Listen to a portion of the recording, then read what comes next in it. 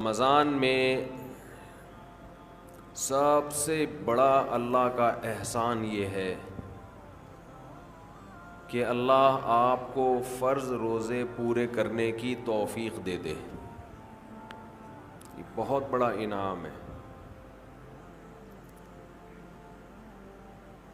ایک چیز جو میں لوگوں میں نوٹ کرتا ہوں، غور کرتا ہوں، جن لوگوں کو روزے رکھنے کی توفیق ملتی ہے وہ چونکہ عادی ہوتے ہیں، ہر سال رکھ رہے ہوتے ہیں، تو وہ روزوں کو روٹین کا ایک حصہ سمجھتے ہیں. اور جو اس نعمت پر ان کو احساس ہونا چاہیے کہ اللہ نے ہم سے کتنا بڑا کام لیا، وہ احساس ان کو نہیں ہوتا. جب اللہ آپ کو کوئی بڑی نعمت دیتا ہے تو اللہ بھی یہ چاہتا ہے کہ یہ اس نعمت پر خوش ہوں. کسی نے آپ کو بہت بڑا گفٹ دیا، آپ نے ایسے لے کے سائڈ پہ رکھ دیا، دیکھا بھی نہیں اس کو، تو یہ دینے والے کی بھی بے اکرامی ہے.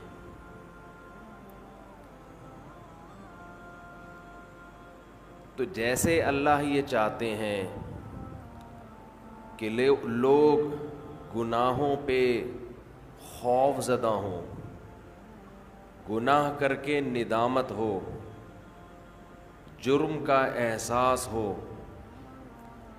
اسی طرح اللہ یہ چاہتے ہیں کہ نیکی کر کے ان میں شکر کا جذبہ پیدا ہو، خوشی محسوس ہو.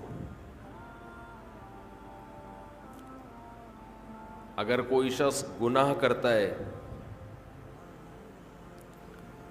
تو جس کا آخرت پر یقین نہیں ہے اسے گناہ کر کے کبھی بھی شرمندگی محسوس نہیں ہوگی، وہ کرتا چلا جائے گا.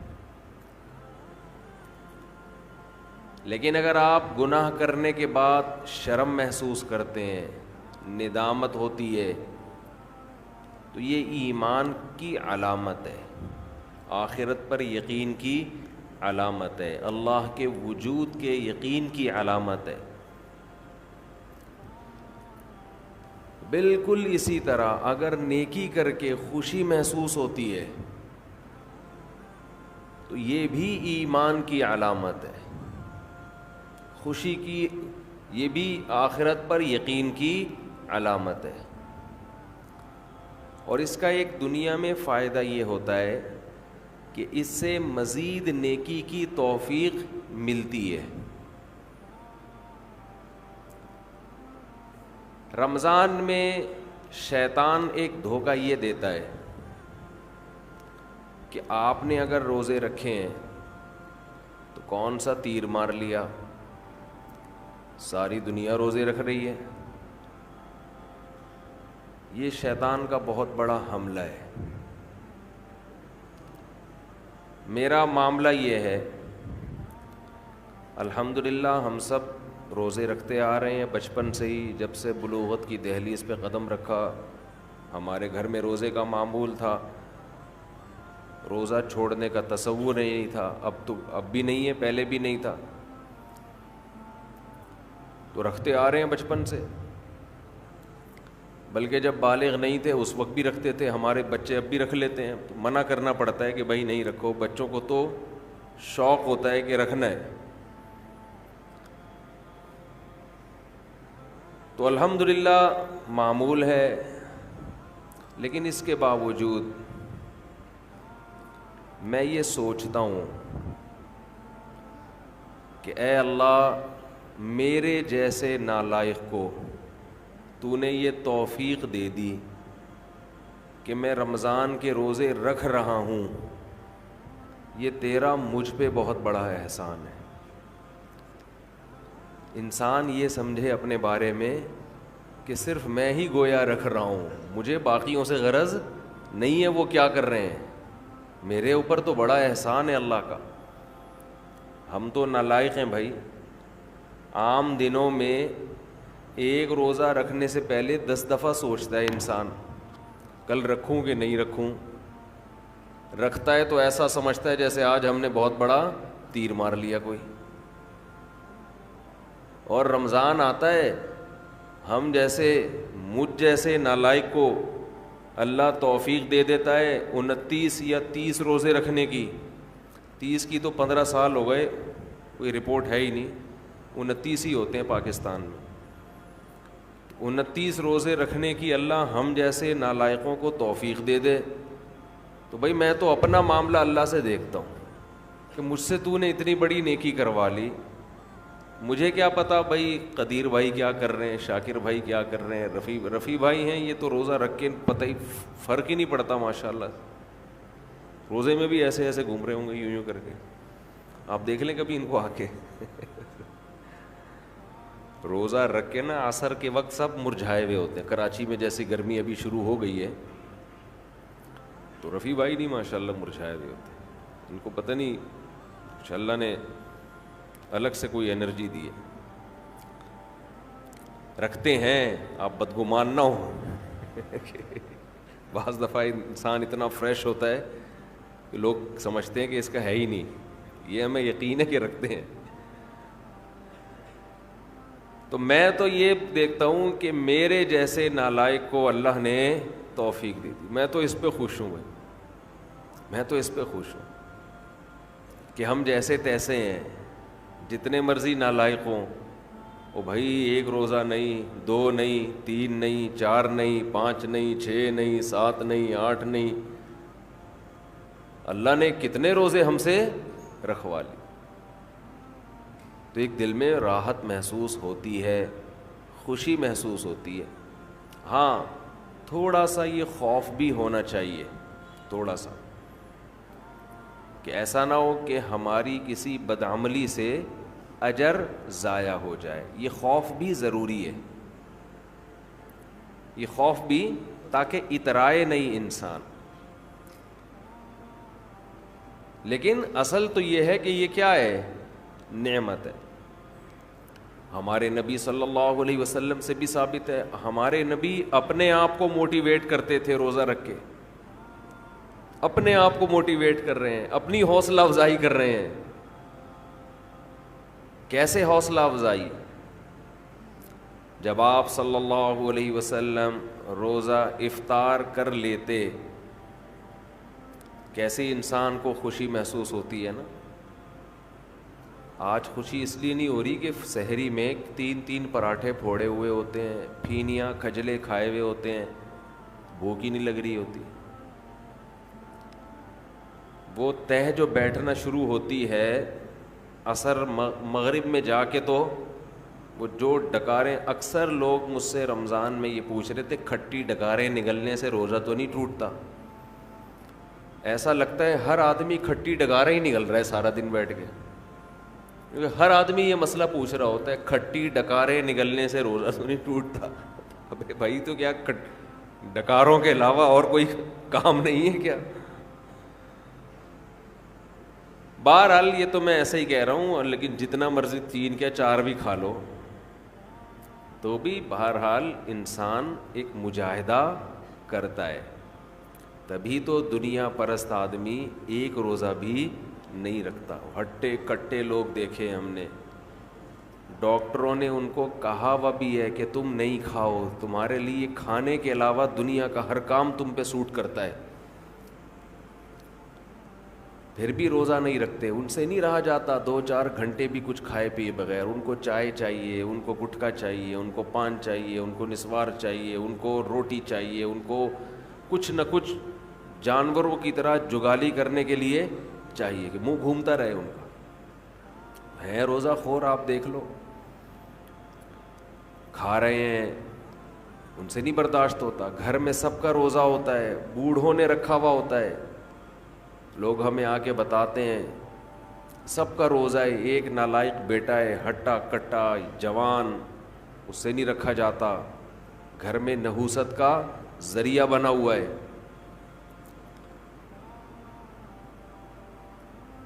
تو تو ایسے ہی صورت میں اللہ اگر آپ کو توفیق دے دیتا ہے تو ٹھیک ہے، تھوڑا خوف بھی ہونا چاہیے کہ پتہ نہیں قبول ہو رہا ہے کہ نہیں ہو رہا، لیکن امید کو، شکر کو خوف پر غالب رکھنا چاہیے۔ تو میں یہ کر رہا تھا، ہمارے نبی بھی اپنے آپ کو موٹیویٹ کیا کرتے تھے۔ کیسے؟ حالانکہ ہمارے نبی میں خواہشات پہ کنٹرول کرنے کی بہت طاقت تھی، آپ تو 24 گھنٹے کا روزہ رکھتے بسا اوقات۔ تو آپ صلی اللہ علیہ وسلم جب روزہ افطار کرتے تو کیا فرماتے؟ ذہب الظما، پیاس چلی گئی، ذہب الظما، پیاس چلی۔ تھوڑی دیر کی ٹینشن تھی، ہمارے اللہ نے وہ پریشانی ختم کر دی۔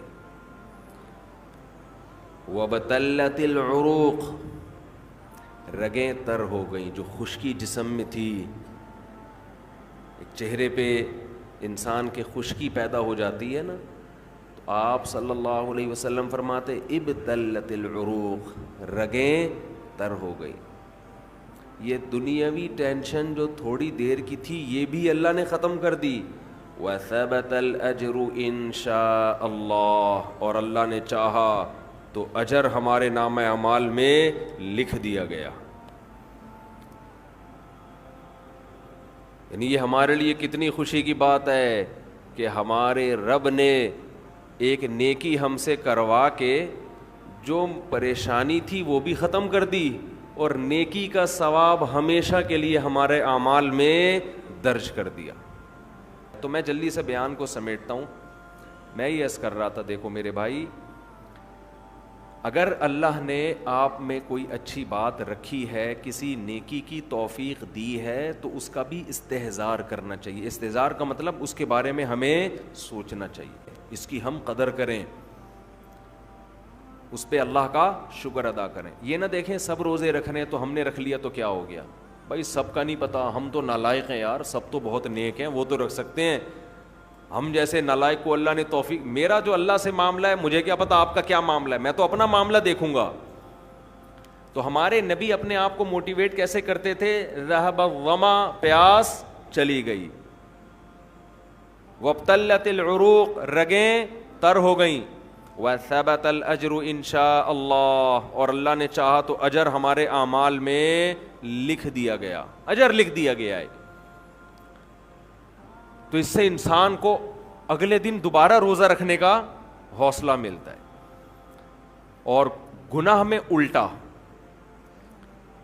تھوڑی دیر کی لذت، یہاں سے بات شروع ہوئی تھی کہ جوانی میں بھی یہ لذتیں اگر آپ نے کنٹرول نہیں کیا نا تو بڑھاپے میں یہ لذتیں بڑھیں گی، مگر گناہ کرنے کی طاقت کیا ہو جائے گی؟ ختم۔ تو حسرت، افسوس، ٹینشن والی زندگی۔ تو اس لیے جوانی میں اپنے آپ کو نیکی کا عادی بنا لو، اس سے بڑھاپا بڑا خاندانی گزرے گا، اللہ اللہ کی بڑھاپے میں توفیق ملے گی۔ جوانی میں تسبیح کی عادت ڈال لو، سمجھتے ہو؟ نہیں آ رہی سمجھ میں؟ جوانی میں کیا عادت ڈال لو؟ تسبیح کی۔ نبی صلی اللہ علیہ وسلم نے فرمایا، صحیح بخاری کی آخری حدیث، کلیمتان خفیفتان علی اللسان ثقیلتان فی المیزان حبیبتان الی الرحمن سبحان اللہ وبحمدہ سبحان اللہ العظیم۔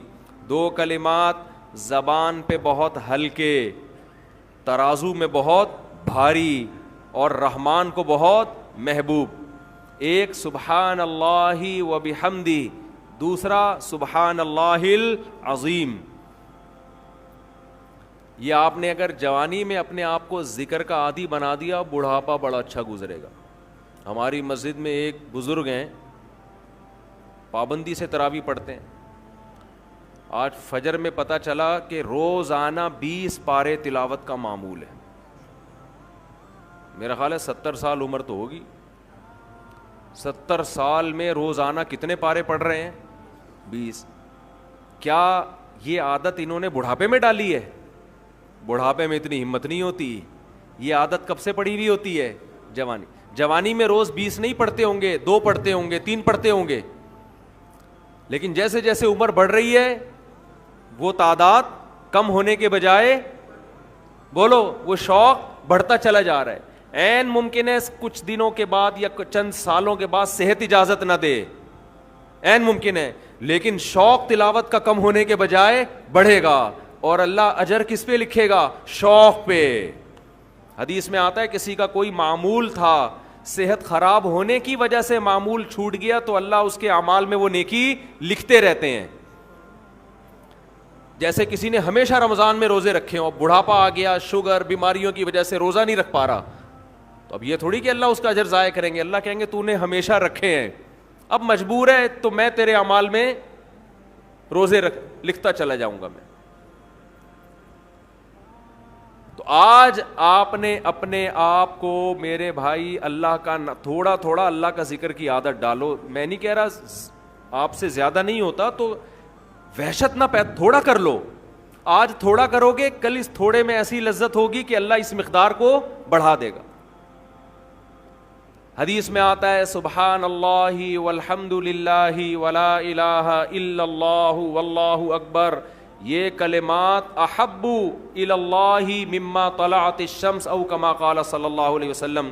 سورج جن چیزوں پہ طلوع ہوتا ہے, ظاہر ہے سورج تو پوری دنیا پہ طلوع ہوتا ہے, ان تمام چیزوں میں اللہ کو سب سے زیادہ محبوب یہ کلمات ہیں.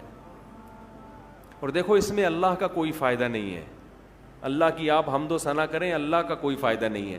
اللہ یہ چاہتے ہیں میرے بندے اپنی زبان سے میرا نام لیا کریں, اللہ کو اس بات کی خوشی ہوتی ہے. ہمارے حضرت ایک شعر پڑھا کرتے تھے, یہ جو اہل اللہ ہوتے ہیں نا ان کو ذکر کی بڑی عادت پڑ جاتی ہے, بار بار اللہ کا نام لیتے لیتے نا, شروع میں تو انسان کو عادت نہیں ہوتی, جب نام لیتا ہے بار بار ذکر, تو پھر اس کا ٹائم اللہ کے ذکر کے بغیر پاس نہیں ہوتا, پھر اس کو ایک کمی محسوس ہوتی ہے.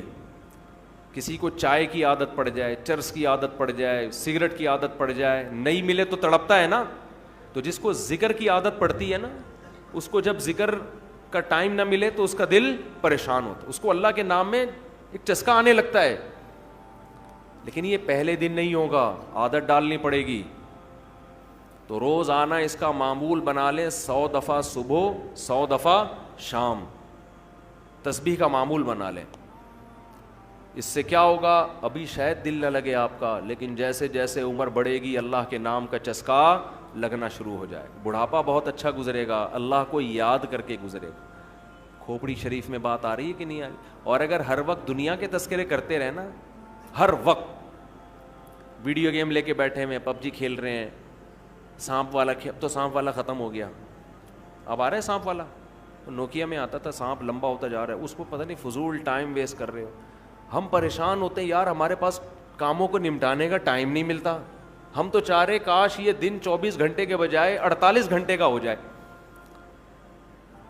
اور لوگ کیا کر رہے ہیں کہ وہ باقاعدہ ارادہ کر کے ضائع کر رہے ہیں ٹائم. ہمارے تو کام نہیں نمٹتے, جب ہم رات کو سونے کے لیے لیٹتے ہیں تو کہتے ہیں یار آج کا دن بھی گزر گیا اور کام ویسے کے ویسے ہی. اور ادھر باقاعدہ ارادہ کر کے جو ہے نا ٹائم ضائع کیا جا رہا ہے کہ چلو ٹائم ویسٹ کرتے ہیں. ایسی چیز میں ٹائم گزر جائے نا جو ذہنی تفریح کا ذریعہ بنے تو بھی ٹھیک ہے, گپ شپ لگا لو دوستوں کے ساتھ بیٹھ کر.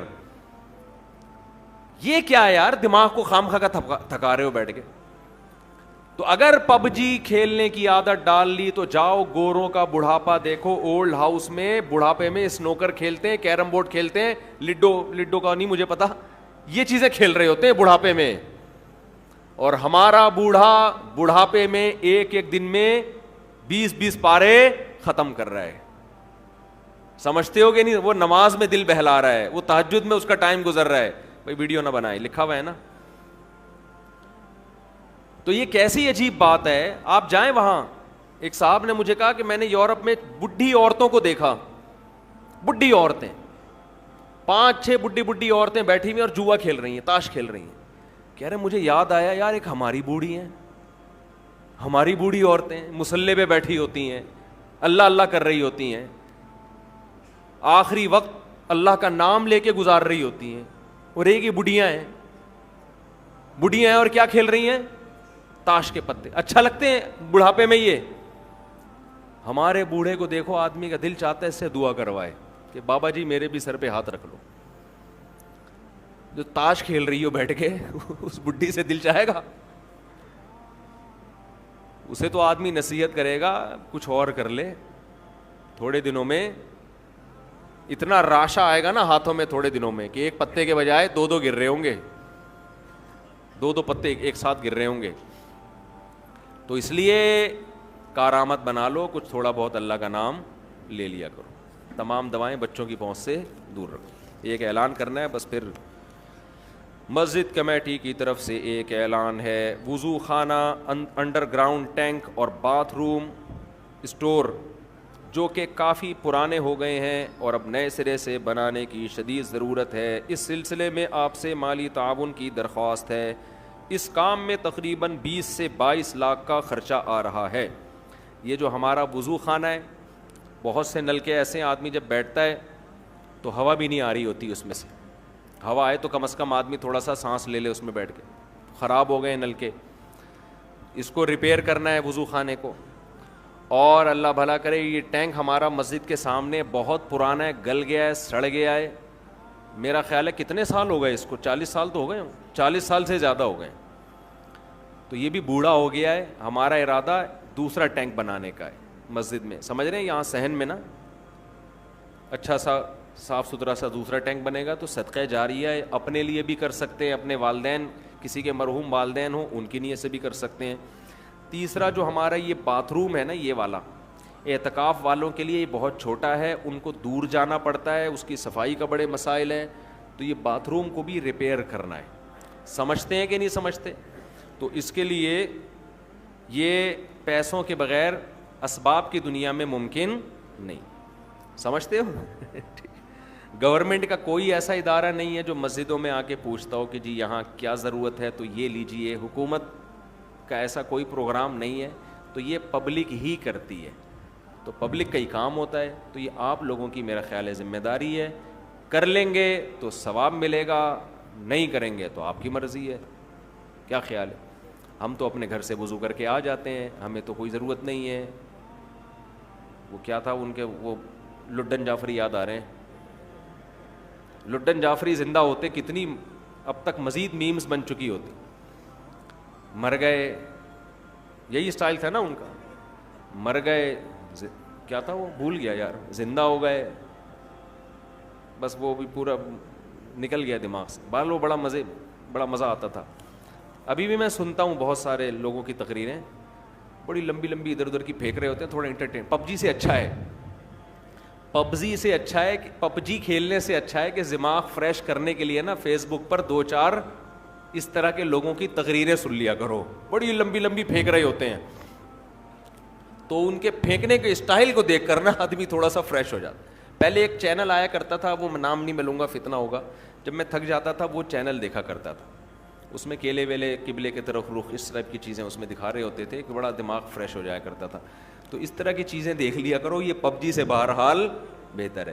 تو خیر میں آپ سے یہ عرض کر رہا ہوں کہ مسجد کمیٹی کی طرف سے گزارش ہے, رمضان میں ویسے بھی صدقہ کرنے کا ثواب ڈبل ہو جاتا ہے, اور یہ تو سیدھا صدقہ جاریہ ہے. ٹینک بنے گا, نمازی وضو کریں گے, ثواب آپ کے کھاتے میں. اصل میں یہ چیزیں ہم دنیا میں دیکھ نہیں رہے ہیں نا, اللہ نے یؤمنون بالغیب, غیب کے پردوں میں چھپا دی ہیں ساری چیزیں. تبھی جس کا آخرت پر ایمان ہوتا ہے وہ کرتا ہے, جس کا ایمان نہیں ہوتا. اب دیکھو کوئی ایسا بزنس ہو جس میں آپ کو یقین ہو کہ 1 لاکھ روپے دوں گا تو اگلے مہینے پروفٹ 2 لاکھ ہوگا, تو ہر آدمی نوٹوں کی گڈیاں لے کے, قرضے لے کے آ کے کھڑا ہوا ہوگا, چوری کر کے لا کے دے رہا ہوگا کہ یار میں اس سے بعد میں معافی مانگ لوں گا. تو غیب کے پردوں میں اللہ نے جو چیز ڈال دی ہے تو وہ غیب نہیں. حضرت عثمان رضی اللہ تعالیٰ عنہ نے کنویں خرید کے وقف کیے, کتنا آج تک وہ وقف کنویں موجود ہیں. آج تک حضرت عمر کا وہ وقف باغ مدینہ میں موجود ہے. حضرت عمر نے باغ خرید کے اللہ کے نام پہ وقف کر دیا تھا, آج بھی وہ مدینہ میں موجود ہے. دیکھو کتنی بڑی تجارت, وہ سب ثواب کس کو مل رہا ہے؟ حضرت عمر. نبی نے فرمایا جس نے ایک درخت لگایا اور مر گیا, جب تک اس درخت سے انسان تو دور کی بات, چرند پرند بھی کھائیں گے نا, اللہ کی مخلوق کو فائدہ ہو رہا ہے نا, پرندوں کو بھی, آپ نے فرمایا اللہ اس کے اجر کو بھی ضائع نہیں کرے گا، کیونکہ اللہ بخیل نہیں ہے، اللہ کیا ہے؟ قدردان ہے، وہ تو تھوڑے کا بہت زیادہ دیتا ہے، تو وہ نوٹ کر رہا ہے سب چیزیں، تو اس لیے اس میں بڑھ چڑھ کر حصہ لیں۔ یہ دینے کس کو ہیں؟ پیچھے بیٹھے ہوئے ہیں، مسجد کی رسید، مسجد الفلاحیہ لکھی ہوگی تو وہ رسید لازمی لیں، سمجھتے ہیں؟